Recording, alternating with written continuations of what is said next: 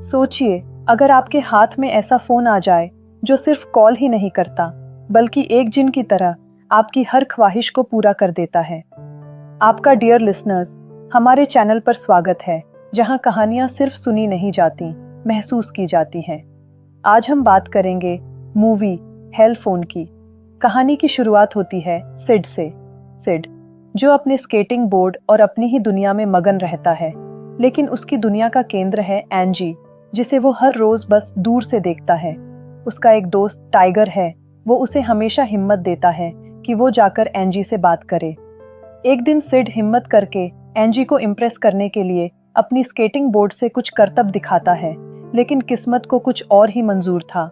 उसका बैलेंस खराब हो जाता है और वो सीधा पास रखे कचरे के बक्से में जा गिरता है, पर शायद ये गिरना ही उसकी किस्मत बदलने वाला था। एंजी भागकर उसे उठाने आती है, और जब सिड उसे अपने इतने करीब देखता है तो बस देखता ही रह जाता है। एंजी शहर में नई थी, तो वो एंजी को शहर दिखाने के लिए पूछ लेता है, लेकिन ये सब दूर से देख रहा था वर्जाइल, स्कूल का वो एरोगेंट बॉय जो एंजी को अपनी गर्लफ्रेंड मानता था। एंजी सिड से उसका नंबर मांगती है, लेकिन एक ऐसे इंसान के पास जो मुश्किल से गुजारा करता हो, भला फोन कहाँ से होगा।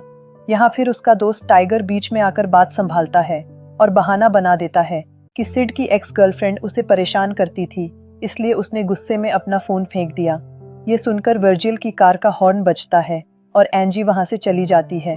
घर पहुंचकर सिड अपनी माँ से अपने जन्मदिन के लिए कुछ पैसे मांगता है, लेकिन उसे सिर्फ 30 यूरो ही मिल पाते हैं।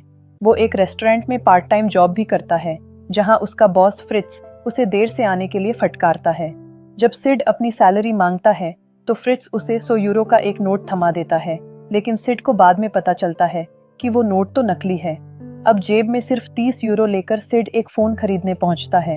एक पुरानी अजीब सी दुकान में दुकानदार उसे कुछ पुराने मॉडल्स दिखाता है जो सिड को पसंद नहीं आते। आखिर में वो दुकानदार पीछे के कमरे से एक रहस्यमयी बक्सा लाता है, जिसमें से धुआं निकल रहा था। उस बक्से के अंदर एक चमकता हुआ लाल फोन था, जिसके ऊपर 2 सींग बने हुए थे। सिड को वो फोन पहली नजर में ही पसंद आ जाता है। वो 30 यूरो देकर उसे खरीद लेता है, पर जल्द ही उसे पता चलता है कि फोन तो ऑन ही नहीं हो रहा। जब वो दुकानदार से अपने पैसे वापस मांगता है तो अचानक वो फोन अपने आप ऑन हो जाता है और सिड की एक तस्वीर खींच लेता है। दुकानदार ये देखकर फोन वापस छीनने की कोशिश करता है, लेकिन सिड उसे लेकर वहां से भाग जाता है। अगले दिन स्कूल में सिड एंजी को अपना नया फोन दिखाता है। तभी क्लेमेंस, एंजी की दोस्त, उसके अजीब से दिखने वाले फोन का मजाक बनाने लगती है। ठीक उसी पल फोन अपने आप क्लेमेंस की एक तस्वीर खींच लेता है।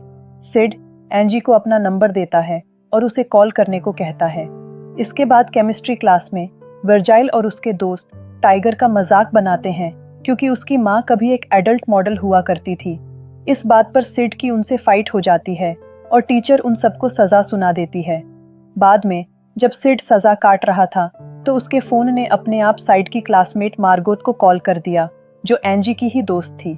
कॉल उठाते ही मार्गो जैसे हिप्नोटाइज हो जाती है और जलते हुए बर्नर से क्लेमेंस के बालों में आग लगा देती है। हर तरफ अफरा तफरी मच जाती है, पर किसी को समझ नहीं आता कि ये हुआ कैसे। प्रिंसिपल के ऑफिस में मार्गोट कहती है कि उसे बस एक फोन आया था और उसके बाद उसे कुछ याद नहीं। सिड को जब पता चलता है कि उसके फोन से मार्गोट को कॉल गया था तो उसे कुछ हैरानी होती है। वो इस बारे में टाइगर को बताता है, लेकिन टाइगर उसकी बात को मजाक में टाल देता है। अगली ही क्लास में जब मैथ के टीचर सिड से एक मुश्किल सवाल पूछते हैं तो जवाब अपने आप उसके फोन की स्क्रीन पर आ जाता है।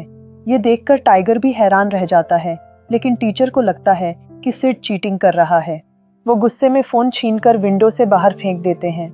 क्लास खत्म होते ही सिड भागकर नीचे जाता है, ये सोचकर कि फोन टूट गया होगा, लेकिन वो एकदम सही सलामत गिरा था। अब सिड और टाइगर दोनों को यकीन हो जाता है कि इस फोन में कुछ तो खास है, कुछ ऐसा जो नॉर्मल नहीं है। उस शाम मैथ के उसी टीचर को एक फोन कॉल आता है और वो अपनी जगह पर जम जाता है। अब सिड को इस फोन की ताकत का एहसास होने लगता है। अगले दिन उसके जन्मदिन पर फोन खुद ही उसे बधाई देता है, जबकि सिड ने अपनी बर्थडे डेट उसमें सेव तक नहीं की थी। टाइगर को अब भय लगने लगता है। वो सिड से कहता है कि ये फोन खतरनाक है, इसे फेंक दो। लेकिन सिड, जो अब तक जिंदगी में हमेशा पीछे रहा था, उसे अब एक ऐसी ताकत मिल गई थी जो उसकी हर मुश्किल आसान कर रही थी। वो भला उसे क्यों फेंकता, बल्कि वो उस फोन का इस्तेमाल अपनी केमिस्ट्री लैब की सजा रद्द करवाने और कैंटीन में बाहर से खाना मंगवाने के लिए करता है। वो और टाइगर इस फोन की शक्तियों को देखकर बेहद खुश थे। फिर सिड ने अपने फोन का नाम रखा हेल फोन। एक बार टाइगर सिड से वो फोन एक दिन के लिए मांगता है ताकि वो अपने अलग हो चुके माँ बाप को फिर से एक कर सके। सिड मना कर देता है और कहता है कि फोन ने उसे चुना है, इसलिए ये सिर्फ उसका है। इस बात पर दोनों में बहस होती है और टाइगर गुस्से में फोन पानी में फेंक देता है। लेकिन जैसे ही सिड उसे बाहर निकालता है, वो फिर से चमकने लगता है जैसे कुछ हुआ ही न हो। अगले दिन वर्जाइल स्कूल में टाइगर की माँ का एक भद्दा पोस्टर लगाकर उसे बेइज्जत करने की कोशिश करता है। सिड को गुस्सा आता है, लेकिन वो कुछ कर नहीं पाता। तभी राह पर कोई एंजी का आईपॉड छीनकर भाग जाता है। सिड और एंजी चोर के पीछे स्केटिंग करते हुए निकल जाते हैं, जबकि वर्जाइल अपनी कार में उनके पीछे जाता है। अचानक वर्जाइल के दोस्त फ्रैंकलिन को, जो कार चला रहा था, एक कॉल आता है और वो कार सीधा दीवार में ठोक देता है। उधर सिड और एंजी चोर को खोजने में कामयाब हो जाते हैं। एंजी सिड को शुक्रिया कहती है। सिड उसे बाहर चलने के लिए पूछता है, लेकिन एंजी अपने हिस्ट्री पेपर की तैयारी का कहकर मना कर देती है। सिड को अब सिर्फ एंजी का ध्यान चाहिए था। वो हेलफोन की मदद से एंजी के हिस्ट्री पेपर में नकल करवाने का प्लान बनाता है। वो हिस्ट्री टीचर को कॉल करके सारे सवाल पहले ही पता कर लेता है। एग्जाम में सिड की वजह से एंजी और उसके दोस्त आसानी से नकल कर लेते हैं। बाद में जब सब कैंटीन में पार्टी कर रहे थे, एंजी खुश होकर सिड को अपने साथ बैठने के लिए बुलाती है। ये देखकर वर्जिल जल भुन जाता है। वो सबके सामने सिड को बेइज्जत करता है और उसके पिता के बारे में उल्टी सीधी बातें कहता है कि कैसे उसके पिता ने उसकी माँ को किसी और के लिए त्याग दिया था। गुस्से और बेइज्जती से भरा सिड हेलफोन को वर्जाइल से बदला लेने के लिए कहता है। फोन से वर्जाइल को कॉल जाता है। कॉल उठाते ही वर्जाइल पागलों की तरह टेबल पर पहुंचकर नाचने लगता है। फिर वो अपने सारे क्लोथ्स उतार देता है और आखिर में अपने ही दोस्त फ्रैंकलिन को किस कर लेता है। ये सब देखकर पूरा स्कूल हैरान रह जाता है और वर्जाइल शर्मिंदगी से पानी पानी हो जाता है। इस घटना के बाद एंजी सिड के और करीब आ जाती है। वो उसके साथ बाहर जाने के लिए मान जाती है। उधर सिड का बॉस फ्रिट्ज, जिसे नकली नोट देने का गुस्सा सिड के मन में था, उसे एक फोन कॉल आता है और वो गर्म तेल से नहाकर डिस्को करने लगता है। फिर सिड एंजी को इम्प्रेस करने के लिए वर्जिल के पिता की कीमती कार चुराता है और उसे घुमाने ले जाता है। जब वो दोनों एक मूवी देख रहे होते हैं तो वर्जिल और उसके दोस्त उन्हें खोज लेते हैं और सिड की जमकर पिटाई करते हैं। वो कार लेकर चले जाते हैं। जब सिड वापस आता है तो एंजी उसकी चोट पर मरहम लगाती है। सिड उसे सच बता देता है कि वो अमीर नहीं है और ये कार भी उसकी नहीं है, लेकिन यह बात एंजी के लिए कोई मायने नहीं रखती। वो कहती है कि उसे सिड पसंद है, उसकी दौलत नहीं।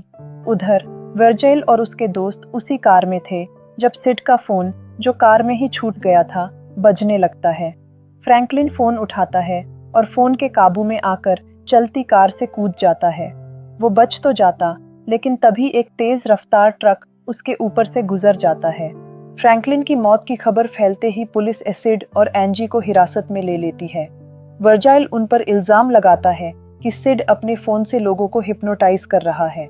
पुलिस ऑफिसर जब हेलफोन को सबूत के तौर पर देखता है तो हेलफोन खुद ही उस ऑफिसर को कॉल कर देता है। ऑफिसर फोन उठाता है, मुस्कुराता है और सिड को फोन लौटाकर उन्हें जाने देता है। अब सिड को एहसास होता है कि ये मजाक नहीं है, ये फोन वाकई में खतरनाक है। उसने अपने बॉस फ्रिट्ज के जलने की खबर भी सुनी। वो कांपते हुए फोन से पूछता है, तुम ये सब क्यों कर रहे हो? फोन की स्क्रीन पर जवाब आता है, क्योंकि मुझे तुमसे प्यार है। अब भय सिड के दिल में बैठ चुका था। वो भागकर टाइगर के घर मदद मांगने जाता है, लेकिन वहां टाइगर की माँ उसे देखकर अजीब हरकतें करने लगती है, जैसे फोन ने उसे भी काबू में कर लिया हो। टाइगर ये देखकर गलत समझता है और सिड को मारने भागता है। सिड अपनी जान बचाकर भागता है और हेलफोन को नष्ट करने की हर मुमकिन कोशिश करता है, पर वो टूटता नहीं। आखिर में वो उसे कुएं में फेंक देता है, ये सोचकर कि मुसीबत टल गई। लेकिन अगले ही दिन कुछ लोग उसे वो फोन खोजकर एसाइड को फिर से लौटा देते हैं। तभी टाइगर वहां आता है और दोनों अपने बीच की गलतफहमी दूर करते हैं। और मिलकर इस मुसीबत का सामना करने का फैसला करते हैं। अचानक हेलफोन बजता है और सिड को मैसेज आता है, तुम्हारा अगला शिकार एंजी है। अब ये जंग पर्सनल हो चुकी थी।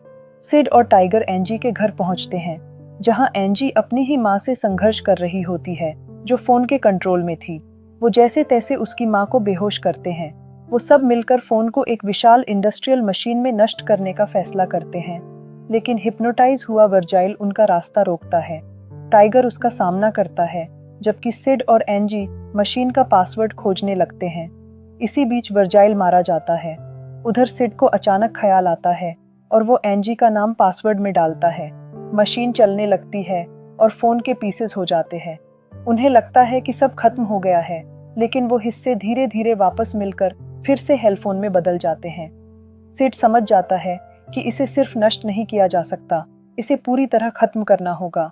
वो फोन लेकर स्कूल की तरफ भागते हैं, लेकिन फोन एक साथ स्कूल के सारे बच्चों को कॉल कर देता है।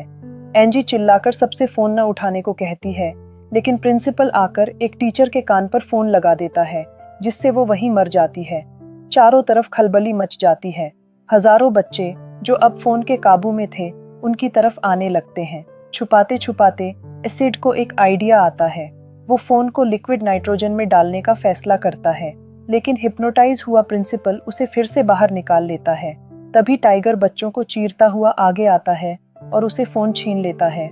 एक बच्चा अपना फोन टाइगर के कान पर लगा देता है ताकि वो भी काबू में आ जाए, लेकिन टाइगर फिर भी हिम्मत नहीं हारता और हेलफोन को लिक्विड नाइट्रोजन के टैंक में फेंक देता है। फोन आखिरकार जम जाता है। सिड हैरान था कि टाइगर काबू में क्यों नहीं आया। टाइगर अपने कान से रुई निकालकर दिखाता है और मुस्कुराता है। सिड भागकर अपने दोस्त को गले लगा लेता है। एंजी भी अपने प्यार का इजहार करती है। अंत में वो तीनों उस जमे हुए फोन को एक गहरे समुद्र में हमेशा के लिए फेंक देते हैं। ये कहानी सिर्फ एक फोन की नहीं है, ये हमारी चाहतों की कहानी है। ये दिखाती है कि कैसे आसान रास्ते अक्सर हमें सबसे खतरनाक मंजिल की ओर ले जाते हैं।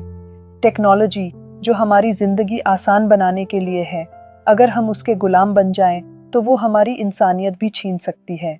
हेलफोन एक सिंबल है उस हर शॉर्टकट का जो हम अपनी जिंदगी में अपनाना चाहते हैं, बिना ये सोचे कि उसकी असली कीमत क्या होगी। आप होते तो क्या करते? क्या आप ऐसी ताकत को नष्ट कर पाते? माय डियर लिसनर्स, मूवी अच्छी लगी तो वीडियो को हाइप करके हमारे चैनल को अपना प्यारा सा सपोर्ट जरूर दीजिएगा। Till then, good bye.